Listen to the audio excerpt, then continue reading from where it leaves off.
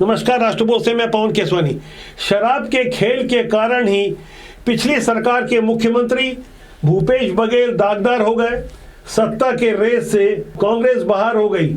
मौजूदा समय में भारतीय जनता पार्टी की सरकार से जुड़े हुए कुछ लोगों को ऐसा लगा कि आबकारी विभाग से मोटा माल कमाया जाए, लेकिन जीरो टॉलरेंस की नीति पर चलने वाली मौजूदा सरकार ने ये साफ तौर पर ताकीद दे दी थी। सत्ताधारी दल से जुड़े हुए लोग शराब के खेल से दूर रहे, लेकिन कुछ लोग जो डबल गेम खेलते हैं, सत्ता बदलने के साथ ही खुद को व्यापारी बना दिए और मैन पावर का खेल आबकारी विभाग में शुरू हो गया। मौजूदा समय में भारतीय जनता पार्टी के एक राष्ट्रीय पदाधिकारी की कंपनी ने जैसे ही मैन पावर का काम लिया, जो पहले से काम लिए हुए थे, उन्होंने ये खबर एक बड़े अखबार में लीक करवा दी और समझा दिया कि कैसे नियमों की अनदेखी हो रही है। क्या वास्तव में नियमों की अनदेखी हो रही है, या शराब के खेल के पुराने खिलाड़ी अभी भी मैदान में बने रहना चाहते हैं?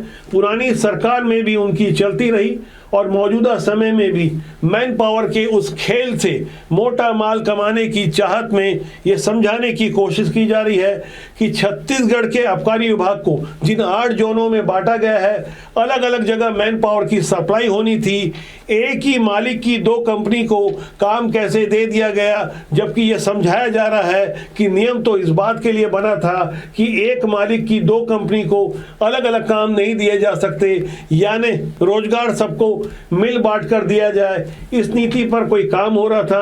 क्या है इसकी हकीकत, इसे समझने के लिए राष्ट्रबोध ने ग्राउंड जीरो पर बारीकी से पड़ताल की तो कुछ हैरान करने वाली जानकारी सामने आई। इस खेल में भारतीय जनता पार्टी के राष्ट्रीय सचिव ऋतुराज सिन्हा का नाम सामने आ रहा है। ये युवा उद्यमी हैं। इनके पिता रविंद्र किशोर सिन्हा, जो कि राज्यसभा के सांसद थे, उनके द्वारा तैयार की गई एक कंपनी जिसका नाम SIS गैस सर्विसेज लिमिटेड है, और दूसरी कंपनी जो है duster total solution services private limited, ये भी ऋतुराज सिन्हा की बताई जा रही है। बताया गया कि ये दूसरी वाली कंपनी को ऋतुराज सिन्हा ने अपने कौशल प्रबंधन से तैयार किया था। अब आरोप लग रहा है ये दोनों ही कंपनियों के मालिक भाजपा के राष्ट्रीय सचिव ऋतुराज किशोर सिन्हा है। इस मुद्दे के सामने आने के बाद जाहिर तौर पर विवाद अब बढ़ चुका है। कुल 148 कंपनियों ने पार्टिसिपेट किया था, लेकिन 8 की ही पात्रता मानी गई, क्योंकि टेंडर के नियम शर्तों के अनुसार 300 करोड़ का टर्नओवर होना था। लेकिन 300 करोड़ के टर्नओवर के साथ समान प्रवृत्ति के काम का कोई अनुभव नहीं मांगा गया था। इसके बाद यहां से विवाद को रंग दिया गया और समझाने की कोशिश की गई कि कुछ खास लोगों को काम दिलाने के लिए इतनी जद्दोजहद की जा रही है। लेकिन इस टेंडर में 3 साल के प्लेसमेंट कंपनी चलाने वाले को छूट देने की बात जैसे ही सामने आई, इसके बाद टेंडर के विवाद को और गहरा कर दिया गया।